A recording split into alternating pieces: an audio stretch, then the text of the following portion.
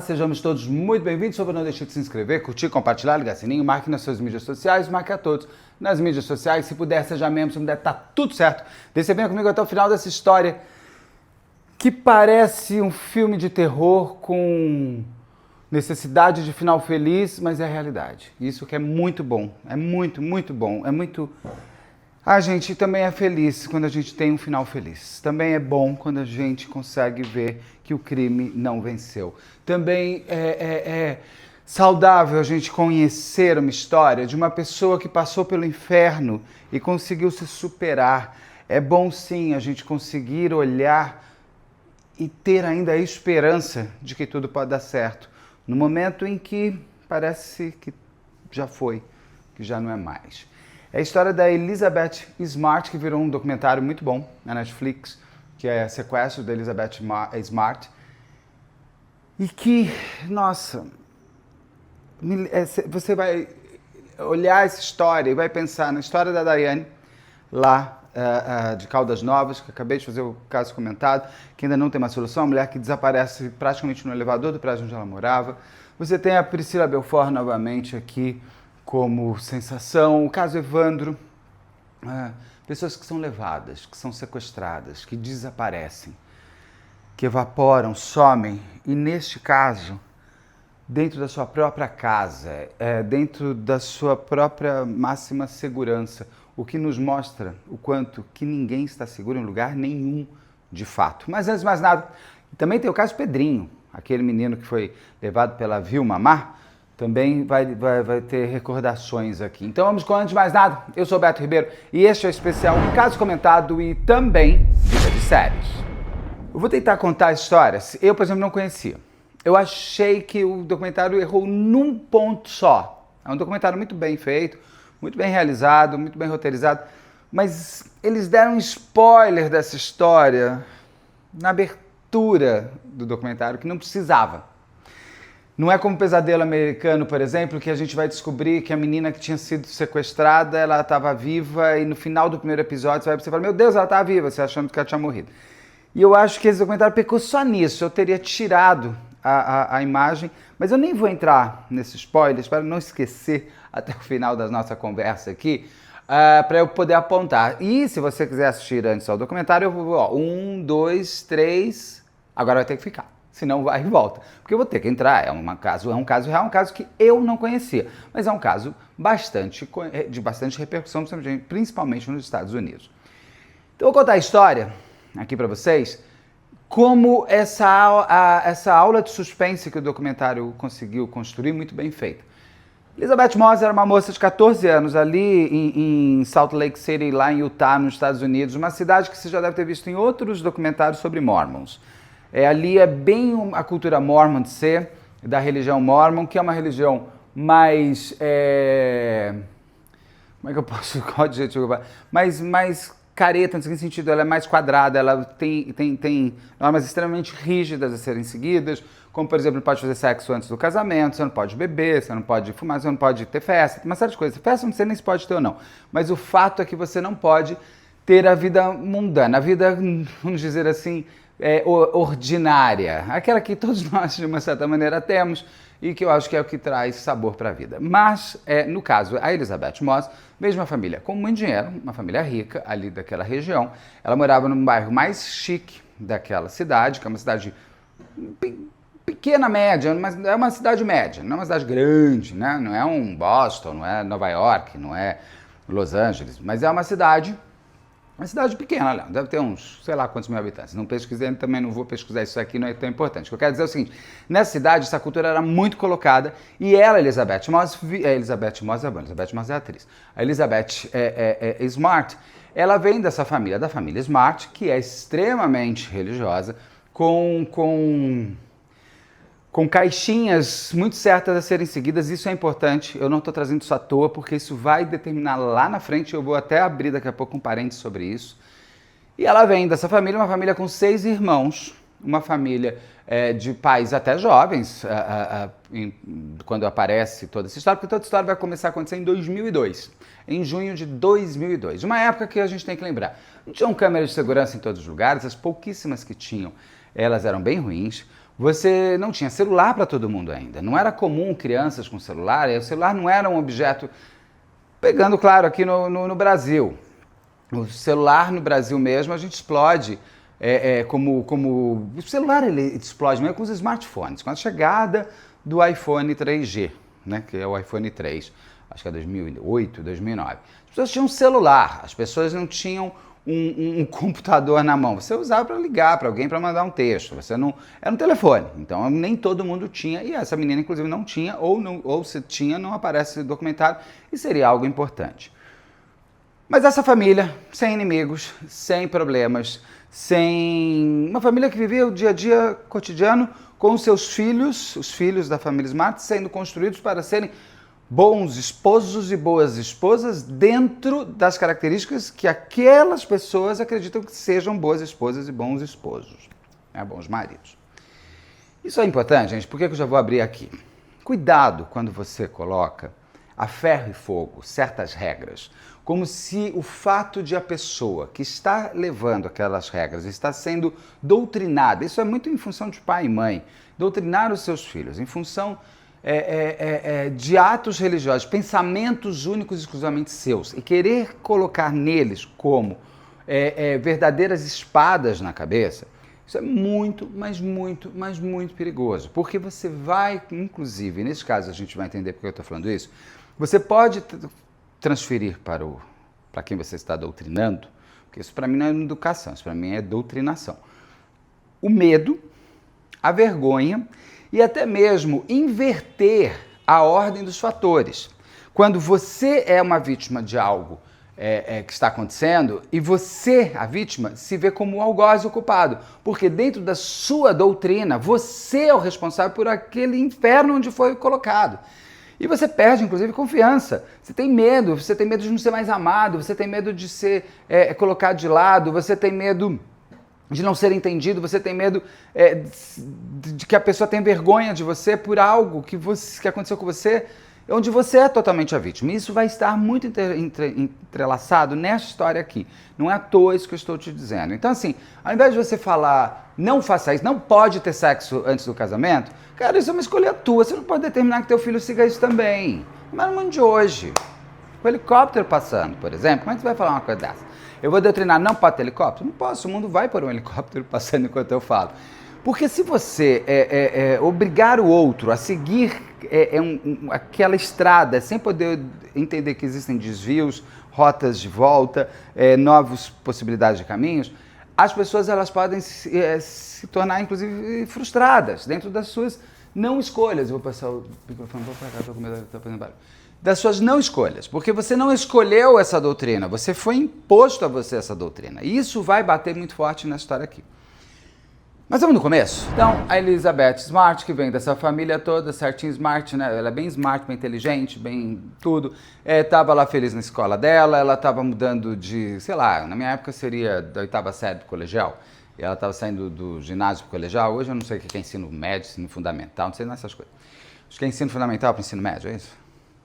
Não sei. Também isso não importa. Mas ela estava feliz. Ela estava num processo aos 14 anos de transformação, saindo ainda mais naquela família, tão caretinha, certinha e tudo, mas ela ainda era uma criança, ela não era nem uma pré-adolescente, ela devia ter já transformações no corpo, mas ela não falava, naquela família ninguém falava de sexo, na sua escola ninguém comentava e conversava sobre isso, ou ela só tinha uma coisa, sexo só depois do casamento, porque senão você não vai para o reino dos céus, vamos dizer uma coisa assim. Como se Deus estivesse preocupado com a virgindade de alguém. Deus tem tanta coisa importante para fazer, meu amor. Você fazendo com o seu corpo o que você quiser e ele permitindo que o outro também participe ou a outra participe, está tudo certo. Você não pode obrigar alguém a participar com você e você não pode ser obrigado a fazer absolutamente nada que você não quer. Mas tudo que é acordado no mundo dos adultos, pode. Né?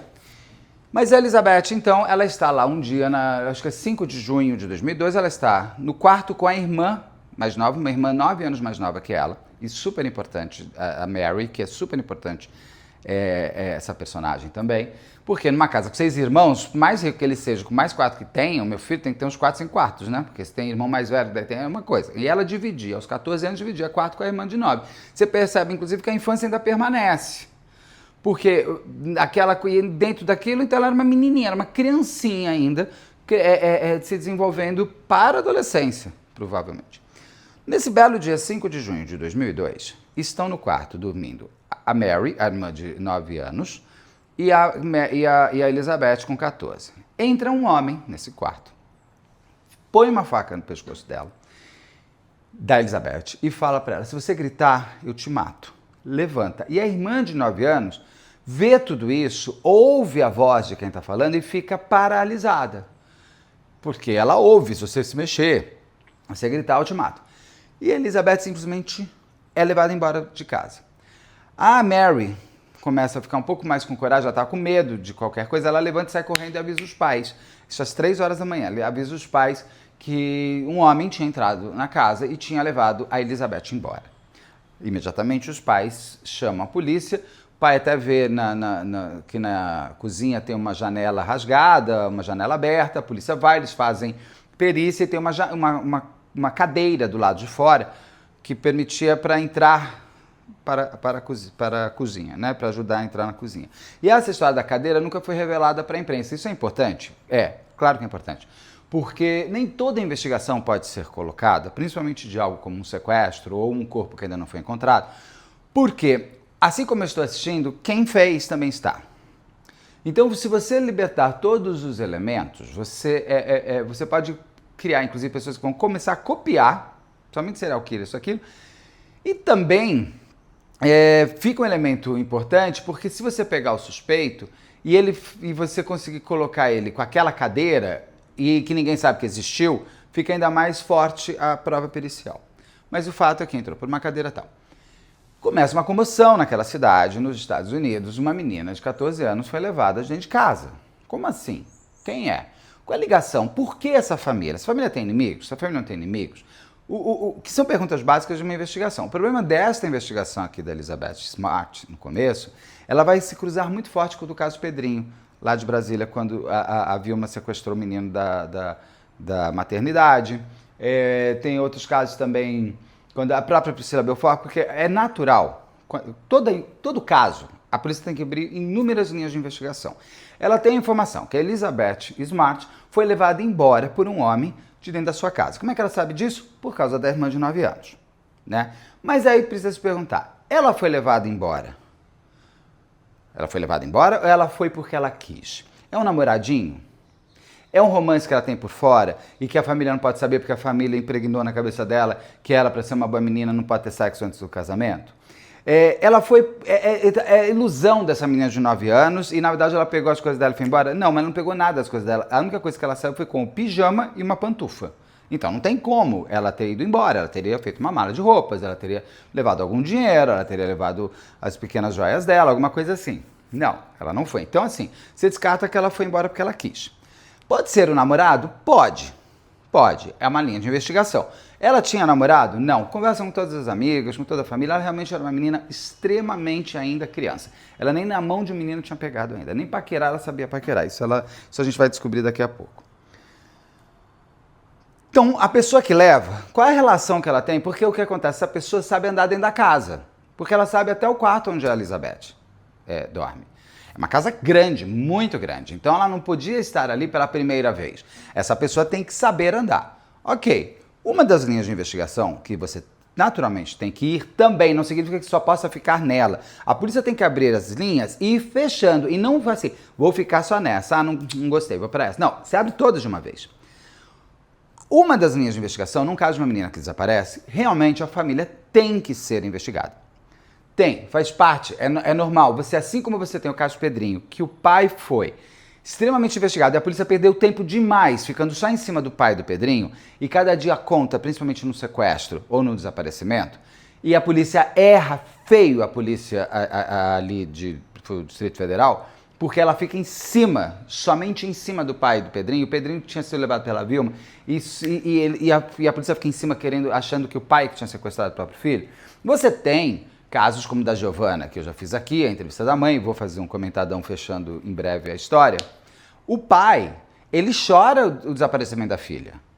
E era o pai que tinha matado a filha enterrado embaixo, num quarto ali no fundo da casa. O Alexandre Nardoni e a Ana Carolina Jatobá, eles juram que tem uma pessoa que jogou a Isabela Nardoni, que não foram eles. A polícia, no caso da Nardoni, ela investigou até essa possível pessoa. Tem que investigar, é o que ela está trazendo de elemento, uma testemunha. Só que neste caso aqui, da Elizabeth Smart, que tomou uma grande comoção, começou-se a construir um roteiro, exatamente porque, como a polícia não conseguia chegar a lugar algum, eles começam a costurar, então, uma possibilidade para mostrar que a polícia está investigando e que toda essa história é uma outra história, que não foi um sequestro, teria sido, na verdade, uma morte feita dentro da própria família. O primeiro que é atacado é o pai da Elizabeth. Esse homem aparece, as pessoas falam assim, nem sai lágrima dele. O cara tá chorando já 15 dias. Gente, quem já chorou durante muitos dias pela morte de alguém, eu já passei por isso, acredito que você também, chega um ponto que você chora e não tem lágrima. Esse homem não tinha mais lágrimas de tanto que ele chorava pela ausência da filha. Era a filha mais velha, foi a primeira também de netos mais velhos e tal. Ele tinha uma adoração, como parece ter adoração a todos os filhos, e a Elizabeth, ele estava sofrendo, era um pai em sofrimento, porque ele, inclusive, o pai diz que dentro da norma dele, dos mormons, ele, o pai, é a segurança da família. Então, ele, como homem da casa, ele não soube criar a segurança para a própria família. Perguntam, por que você não ligou o alarme? Porque o alarme daquela noite não tinha sido ligado. Porque numa cidade que não tem nada, você nem liga o alarme. São Paulo é que você tem que ligar o alarme de dia, 24 horas por dia. Ali naquela cidade que não tem violência de nada, muitas pessoas põem alarme e até chega, já coloca por colocar, mas nem usa. Tem pessoas que eu conheço que não ligam alarme também dentro das suas residências em outros lugares. Mas fica estranho, você não ligou o alarme naquele dia, por quê? Não, eu não ligo o alarme. Está muito estranho esse corte de rede. Pelo jeito, você que fez esse corte de rede, a lá Alexandre Nardoni. Não. Era por onde a pessoa tinha entrado, ela pode ter saído por outro lugar, mas ela entrou por ali. Aí o pai vai fazer detetor de mentiras, que eu particularmente sou contra esse negócio de detetor de mentiras, mas tudo bem. A pessoa tá nervosa, é outra história e tal. Ele, o pai dele, o pai da Elizabeth Smart, passa pelo detector de mentiras e mostra, tá vendo? Eu não fiz nada com a minha filha. Mas o seu irmão, o tio da Elizabeth, está com cara de que tenha sido ele que fez, porque o pai da Elizabeth Smart, ele tem 2 irmãos, são 3 filhos. Um dos irmãos dele, ele tinha tido uns perrengues lá atrás, briga de irmãos, mas ele, inclusive com a situação toda familiar, todos se uniram em volta de acharmos Elizabeth. Esse tio, esse irmão do pai da Elizabeth, ele tem um transtorno de personalidade obsessivo, ele fica obcecado por um pensamento, ele fica com ele até o fim. Neste caso, esse homem, ele conta, eu estava obcecado pela minha sobrinha, porque eu só pensava nela, eu só pensava em conseguir achar, e eu estava 3 dias sem dormir. E eu acredito, pessoas obcecadas não dormem mesmo. E ele vai fazer o detetor de mentira. Ele está fisicamente debilitado. E ele não passa, não é que ele não passa, deu assim, tá estranhinho as falas dele. E aí ele é muito atacado e apontado para ele que teria feito tudo com a Elizabeth Smart. Tudo o quê? Ninguém sabia ainda. Invadem a casa do cara, levam todas as coisas, levam todos os computadores de toda a família e tudo vai fechando que não tem nada no seio familiar. Tudo tem que ter sido por alguém externo. Agora, qual é a ligação dessa pessoa externa com a família Smart para querer exatamente a Elizabeth e por que Elizabeth? Esse tio, inclusive, ele tinha um álibi, ele é confirmado o álibi dele naquela noite, não podia ser ele, eu não sei para onde ele estava, não sei se era uma coisa íntima, não foi contado o que ele estava fazendo, mas de fato o álibi dele foi confirmado, ele não poderia estar sequestrando a Elizabeth porque ele estava em outro lugar fazendo uma outra coisa. Então, ao mesmo tempo que no começo todo mundo gritava para Elizabeth, o tempo vai baixando a bola e com essa confusão familiar as pessoas começam a ver a família como culpada. Tudo vai sendo reprovado que eles não têm nada a ver. E Elizabeth continua desaparecida. Passa um mês, passam 2 meses e nada, Elizabeth. E a polícia resolve, então, fazer uma lista de pessoas que tenham passado pela casa deles nos últimos dias. Porque a polícia tinha como convicção de que a pessoa que sequestrou Elizabeth teria que ter passado pela casa há poucos dias. A polícia não parou para pensar que pessoas que fazem certas coisas, elas às vezes ficam pensando sobre elas durante anos. Não. Para a polícia lá de Utah, o cara que pegou a Elizabeth tem que ter passado pela casa deles há 4 dias. Por que não há 4 meses? Por que não ano passado? Por que não há 2 anos? Não tinha. E eles fazem uma lista. Uma das pessoas que tinha ali um apontamento que poderia ser é um empreiteiro que teria passeado pela casa e tinha tido um problema financeiro, inclusive, com a família Smart, que deu para eles, deu para esse cara um Jeep. Ele era um cara com passado criminoso, ele já tinha tentativa de homicídio, uma série de coisas e tal. E ele, inclusive, quando a polícia vai à casa dele para fazer busca, encontra várias joias da mãe da Elizabeth Smart, que eu acho que ela nem percebeu ou descobriu quem tinha acabado de roubar. Esse cara vai preso como sendo o apontamento. Só que lembra que tem a irmã da Elizabeth, a Mary, com 9 anos, que viu e ouviu tudo. Essa era a principal testemunha. E ela fala, eu conheço essa voz. Eu conheço a voz do homem que entrou na minha casa. Eu não sei quem é, eu não lembro agora, mas eu conheço. Quando ela viu o empreiteiro sendo apontado, ela falou, não é ele, não é esse cara que entrou no meu quarto, não é essa voz que eu ouvi. E a polícia começa a dizer o seguinte, como lá atrás ela era a única testemunha-chave, tudo que ela falava valia, agora que ela está indo contra a minha investigação, não quero, porque eu já quero pôr um ponto final nessa história. Esse cara, esse empreiteiro, ele vai morrer, ele morre na cadeia com AVC. Daí fica assim, ai meu Deus, que segredos ele levou, nunca mais saberemos de Elizabeth, isso, aquilo. E o tempo vai passando, e as coisas vão passando e nada vai acontecendo. A família coloca cartazes da Elizabeth pela cidade inteira, reza, vai dar entrevista, tal. Lembra também o caso da Madeleine, né, lá em Portugal, que a família também foi apontada como autora de tudo, e a polícia portuguesa para de trabalhar, que era o trabalho que ela tinha que estar trabalhando. Era mais fácil para ela resolver que quem fez tudo foi o pai e a mãe da Madeleine. Vamos encerrar, vamos para a praia, vamos abrir para o turismo. Tem um caso comentado aqui sobre isso. Absurdo. Cada tempo, cada minuto conta numa pessoa desaparecida. Cada segundo conta quando uma pessoa desaparece. Não tem como dar uma chance, uma segunda chance. Quem está feliz é o demônio que fez tudo. Mas o tempo vai.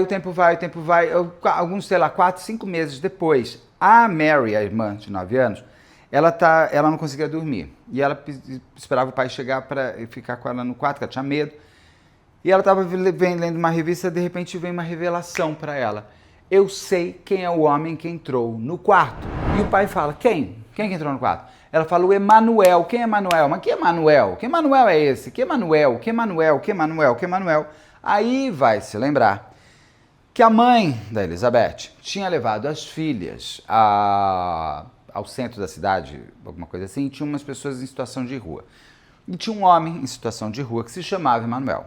E a mãe da Elizabeth dá o cartão para esse cara e fala, se um dia você quiser trabalho, procure o meu marido. Dá o cartão do pai da Elizabeth Smart. Esse Emanuel vai à casa da Elizabeth, mas meses antes, tipo 8 meses antes.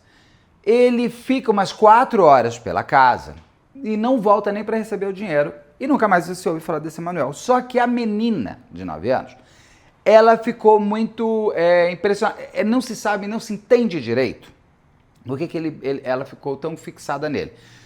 Eu acredito que esse cara tenha feito alguma coisa com essa garota que ela não lembra ou não foi contado, porque vai ter uma lógica lá na frente do porquê que ela seria uma próxima vítima. E ela lembra.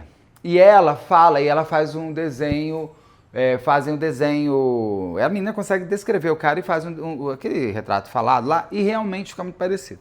Só que a polícia também... Gente, como erro policial tem no mundo inteiro, tá? Mas quando a polícia erra, ela erra com vontade, né? Ela erra para marcar mesmo. A família fala, vamos liberar o retrato falado para a imprensa, para as pessoas poderem ver. A polícia fala, não, nossa estratégia é outra. Nossa estratégia é não falar nada, porque não vai ser legal. Não vai ser bom, porque daí ele vai sair, e a polícia não vai atrás. E a polícia acha e começa a falar que a menininha de 9 anos, que antes era tudo, agora é nada. Ah, ela tá louca, essa garota tá querendo aparecer. E eles não fazem nada com aquilo. O tempo vai passando, acho que 8 meses depois, ou 7 meses depois, 7 meses, os pais da Elizabeth vão resolver colocar a boca no trombone e mostrar aquele retrato falado. Quando esse retrato falado começa a aparecer em tudo que é mídia, a polícia vai receber uma ligação de um homem que vai virar e falar assim, eu sei quem é esse cara, esse desenho. é o meu cunhado, ele é um louco, ele fica andando com umas roupas brancas falando que ele é profeta de Deus, que ele é o novo enviado, ele é o novo Jesus no mundo. E ele e minha irmã estão saindo pelos Estados Unidos andando a pé, estão completamente doidos, eles viraram uma loucura dois, e parece uma Tota e Marata também, que tem aqui o caso narrado, daquele casal da Bahia, que saía doutrinando pessoas e também mataram não sei quantas crianças, que eram crianças do demônio, aquela coisa está aqui, no canal, é muito interessante, é uma história que poucas pessoas conhecem, aconteceu na Bahia na década de 1970, eu sempre falo que daria uma ótima minissérie, mas nem a Netflix, Prime, ninguém me ouve. E eles saem com isso. Mas é ou não é esse Emanuel? Pode ser ou pode não ser esse Emanuel. Quando a polícia tem esse contato desse cara falando que ele é o cunhado desse tal, que ele não é Emanuel, o nome dele não é Emanuel, ele manda uma foto dele, do cunhado e da irmã. Eles são um casal desgraçadamente juntos, do mal. Gente, essas pessoas, eu vou te falar uma coisa. E ele manda, quando eles mandam a foto, ele manda o nome. Quando manda o nome, a polícia puxa e vê que esse Emanuel tinha sido preso numa loja de conveniência porque tinha tentado roubar cerveja. Exatamente no período onde a Elizabeth teria sido sequestrada. E aí fica naquela situação. É ou não é esse Emanuel? Meses depois, em fevereiro de 2003, tudo acontece em junho de 2002, 9 meses depois, a polícia é acionada por uma mulher que liga lá em Salt Lake City. Daqui a pouco vocês vão entender tudo. E ela liga para essa mulher liga para a polícia e fala, olha, eu acho que eu vi esse Emanuel na rua aqui. A polícia já nem acredita, porque a polícia não estava muito afim. Só que outras pessoas chamaram, cara, começa a cercar e param. Esse Emanuel está, ele todo de branco, com uma mulher do lado, que é a esposa dele, que é a cunhada irmã do homem que ligou, toda de branco, uma túnica tipo com véu escondendo o rosto. E do lado dessa mulher, tem uma menina com uma peruca horrorosa, com óculos escuros, com um véu também na cabeça, muda, quieta, calada. E a polícia fala, eu preciso saber... e o cara fala, não, ela é minha filha, estamos juntos, a gente está pregando a palavra de Deus e tem aquela coisa assim, não toque em mim, eu sou da minha religião, eu faço o que eu quiser da minha religião. Ok, só não pode fazer nada com a vida dos outros. E a polícia nessa hora tem que agir mesmo. Ele tira a menina, o policial tira aquela menina que não falava e fala, eu preciso que você me diga, você é a Elizabeth? Essa menina olha e fala assim, sou eu. A Elizabeth estava viva. A Elizabeth estava com esse tal de Emanuel e com a mulher dele. Agora, essa menina vai para a delegacia, a família é avisada, o encontro é muito frio perto do que eu imaginei no reencontro, e aí você começa a construir o que aconteceu com a Elizabeth e a entender como que um sequestrador, gente, não sequestra apenas a pessoa, ele sequestra, nesse caso, o corpo, a alma, o coração, a mente, o medo, a coragem, a felicidade, o desejo de viver. Ela te sequestra em absolutamente tudo. Para fazer um parênteses aqui antes, para a gente seguir o que aconteceu com a Elizabeth, no caso da Liana Friedenbach, que é um dos casos mais horrorosos, sempre que eu tenho que falar dele, me entristece muito. Eu entrevistei o pai da Liana, o Ari e tudo mais. A Liana, quando ela ficou sequestrada, que o Felipe Café já tinha morrido, inclusive que o Felipe Café é morto. Se você não conhece muito bem essa história, tem aqui caso comentado também no canal, que é o caso do Champinha. A Liana e o Felipe Café foram fazer um acampamento romântico aqui no sul, na região sul de São Paulo, e ela foi sequestrada. Esses dois são sequestrados pelo Champinha e o grupo do mal dele, o Champinha com 16 anos e o grupo do mal tudo com uns velhos de 40, levam esses dois para uma casa. Dentro dessa casa, a Liana sofre todas as serviços que você pode imaginar de diversos homens, com uma mulher cozinhando almoço e jantar para aquele bando de abutre, desgraçados. Eu uso essa palavra mesmo, tem gente ficando brava, mas ele não tem a graça de viver, essas pessoas não têm que ter nascido. E o Felipe é morto logo em seguida, até porque eles tinham que matar, o Champinha começa a se apaixonar pela Liana, ele mata então o seu oponente, que seria o Felipe Café, e a Liana fica dias, e tem um momento, inclusive, que o Felipe começa a andar com a Liana ali pela região, e apresentando para as pessoas a Liana como sua namorada. O irmão do Champinha vai e fala, Champinha, a polícia está te procurando, o que está acontecendo? Ele fala, olha minha namorada como ela é linda, e a Liana não fala nada, porque a Liana já tinha sido tão dilacerada internamente, não falo dos órgãos, mas também, mas do sentimento humano, do que é se pertencer a uma sociedade humana, que ela não confiava em mais ninguém e ela tinha medo que o seu algoz fosse mais terrível com ela ainda se ela tentasse sair. Porque o que ela já vive é um terror tão grande que essas pessoas avisam, se você tentar eu faço tal coisa, se você fizer eu faço tal coisa. Você acha que a Liana não tentou fugir alguma vez? Claro que sim, imagino que essa menina passou do pior ainda quando ela tentava fugir. E isso nós vamos descobrir que aconteceu, assim como aconteceu com a menina lá da Áustria, que ela ficou anos sequestrada na mão do sequestrador e ela não saía nem da casa. Um dia ela consegue sair correndo, ela ia ao supermercado, tudo, e esse sequestrador tirou a vida. Mas vamos descobrir o que aconteceu com a Elizabeth Smart. E é esse spoiler que eu falei que eu tiraria no começo do documentário. A Elizabeth Smart, ela aparece nos primeiros 3 minutos, então você já sabe que ela está viva. Que é uma boa notícia, mas eu acho que podia ter acontecido como acontece no documentário no decorrer dele. A Elizabeth Smart, naquele dia 5 de junho de 2002, ela estava deitada na cama quando ela sente uma faca no pescoço e o cara falando para ela, se você gritar, eu te mato, levanta e vem comigo. Ele leva ela e ela fica angustiada por tudo o que vai acontecendo. Vamos lembrar, uma menina de 14 anos, dentro de uma família extremamente conservadora nos seus princípios religiosos e que ela ouvia o tempo inteiro, que você não pode fazer sexo antes do casamento, senão você não é uma boa pessoa. Você não pode. Ninguém disse para ela não sabia o que era estupro, o que era sexo consentido, ela não tinha informação sobre nada. E nós estamos falando de uma época de 2002, onde você ainda tinha, se hoje as mulheres têm vergonha de dizerem que foram estupradas, em 2002 tinham mais ainda. Muito mais. Mas muito mais. Se você falasse que foi estuprada, era capaz de alguém falar assim, mas o que você fez? Você estava com que roupa, hein?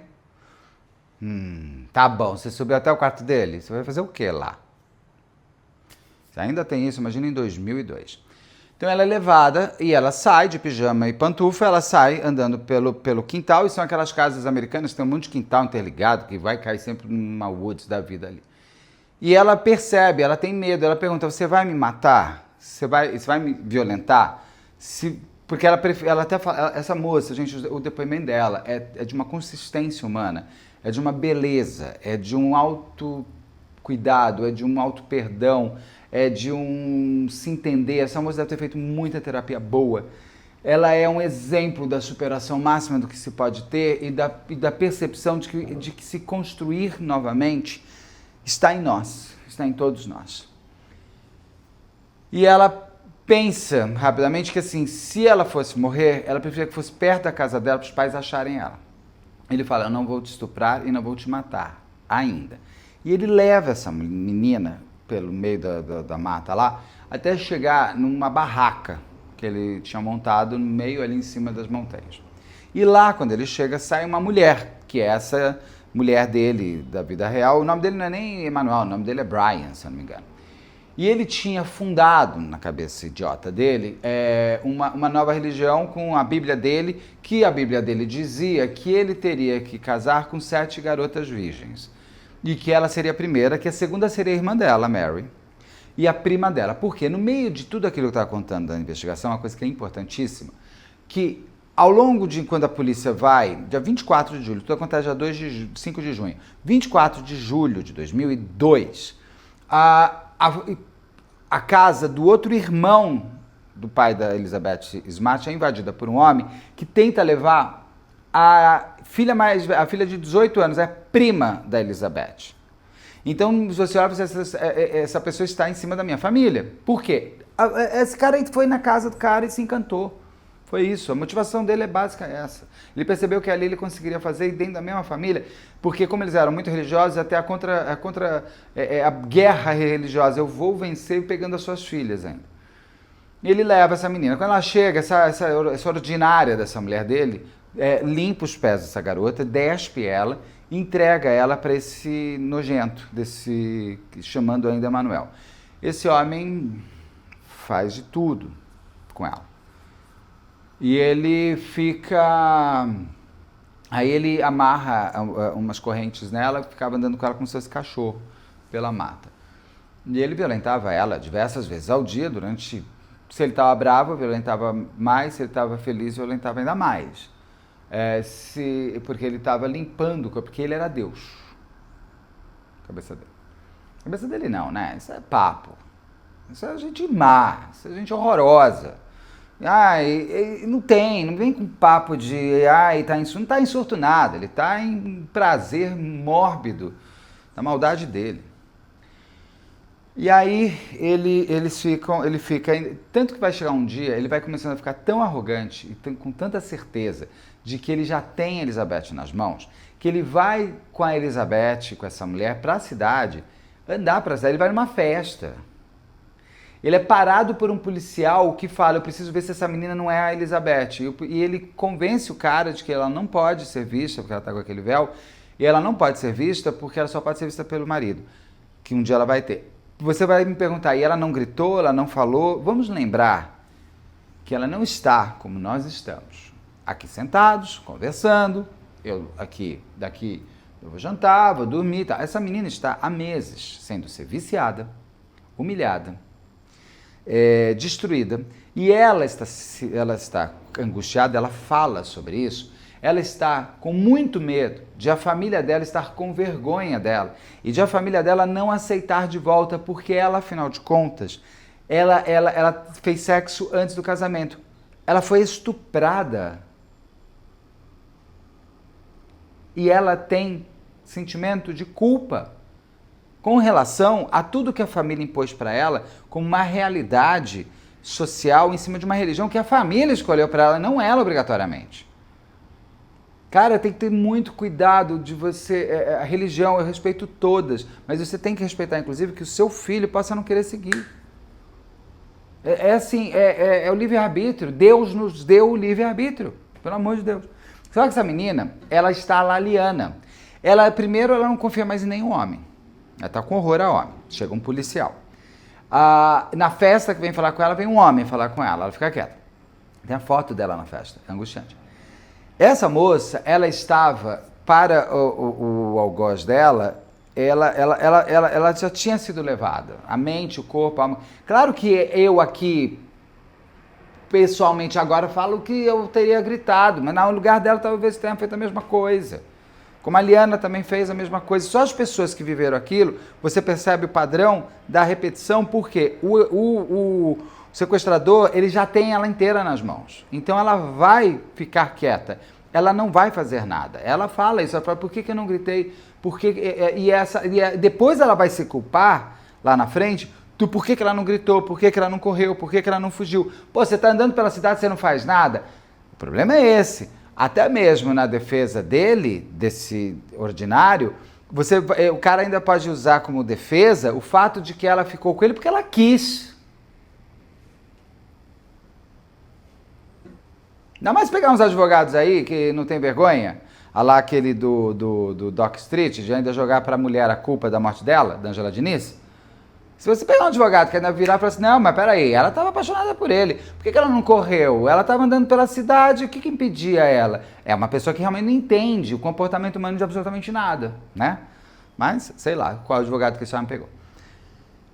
Então, vai chegar um dia que ele vai ficar com medo. E ele gostava, ele mostrava para ela que ela estava sendo procurada, que ela era dele, que ela não ia para lugar nenhum, ele mostrava os jornais. Então ela tinha a angústia de a família não aceitar de volta porque ele a estuprava todos os dias, e não porque ele é um estuprador, mas porque ela fez sexo antes do casamento. Ela tinha medo de a família não aceitar de volta. E ele fica com medo, eles mudam de Salt Lake City para uma outra cidade, para Seattle, ali mais para o litoral. Aí o que acontece? Mas não, Seattle é uma outra cidade, vai aqui para lá, mas sei lá quanto tempo E lá ele começa a falar que eles vão mudar para Nova York e tal. Ela ficou com medo de ir para uma cidade grande, porque ela falou, em uma cidade grande a gente vai desaparecer. E ela foi muito inteligente, a menina tinha 14 anos.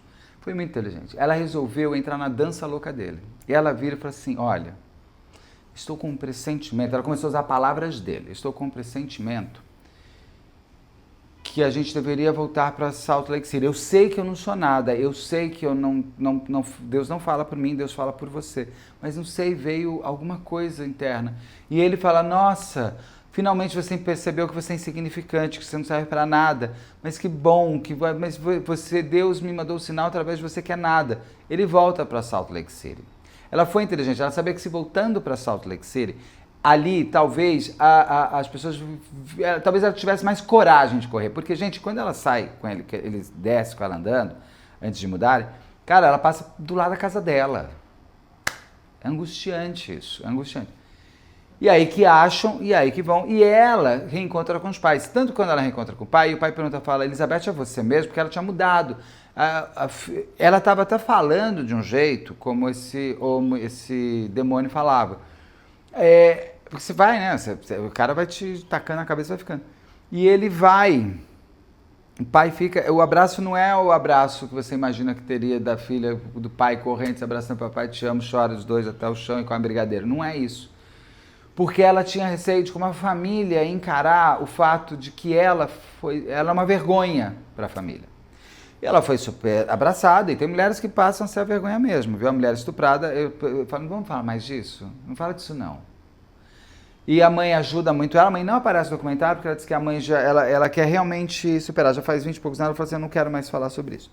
No caso da Elizabeth, ela consegue transformar tudo que ela viveu na luta para as mulheres e pessoas, homens também, mas as mulheres violentadas entendam que ela não é culpada, ela é uma vítima. E hoje ela está super integrada nisso, nessa ajuda de pessoas que passam por essa situação, para que elas entendam o seu papel de vítima e que vivam o seu papel de vítima. A Elizabeth Smart me emocionou, a forma com que ela conta. Ela não conta com autopiedade, ela não conta com arrogância, ela conta única e exclusivamente a sua vivência para que você perceba, inclusive, o valor da sua vida. É impressionante como essa mulher, ela é assim, me lembrou um pouco o Quarto de Jack também, e também me lembrou Canibais de Garanhuns, que ele fez isso com a menininha que eu entrevistei, a filha entre aspas dele, que era da vítima dele. Eles fazem isso, essas pessoas elas vão trazendo os outros e fazendo essa coisa. Ele foi só ser julgado em 2010, que eu acho que ficavam com essa coisa de que ele era doente mental. Ele pegou prisão perpétua, porque a Elizabeth foi lá e conseguiu fazer um grande depoimento.